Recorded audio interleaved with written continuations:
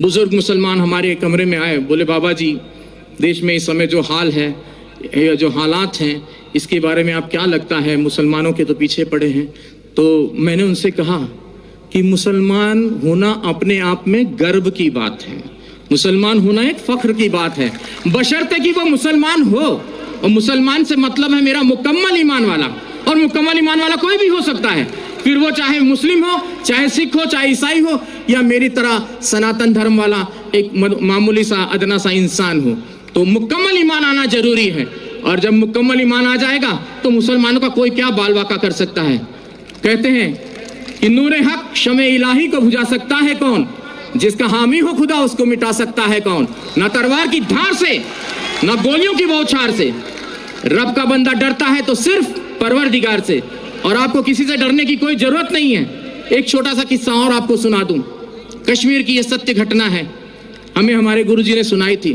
कहते एक मुसलमान जो सवेरे की नमाज होती है, फजर की शायद मेरे ख्याल से वही होती है, तो वो नमाज के वक्त वो जो है अपने घर से खोमचा बोलते हैं, छोटा सा ऐसा ठेला होता है जिसमें वो छोले और आलू उबाल कर घर से वो ले जाकर बेचते थे।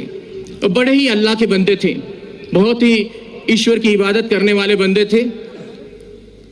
तो वो खोमचा बेचते थे और अल्लाह अल्लाह करते रहते थे। जो आता था उनको जो भी पैसा देता था वो उस पैसे को लेकर वो वहाँ ख़त्म कर देते थे मामला।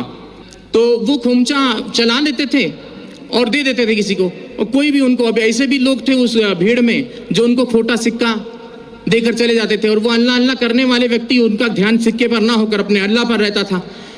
ऐसे काफ़ी दिन गुजर गए।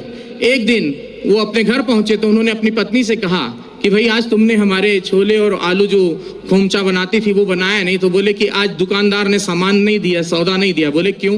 बोले जितने भी सिक्के इकट्ठा किए हैं आपने, ये सारे खोटे सिक्के हैं। बोले हाय अल्लाह।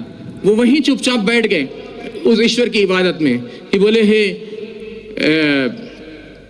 या अल्लाह, ये खोटा सिक्का तेरी दुनिया में तो नहीं चला, क्या मेरे जैसा खोटा सिक्का तुझे कबूल होगा? तो उसने उसी वक्त वहां पर एक नूर प्रकट हुआ और आवाज आई कि उस थैली में हाथ डालकर देख।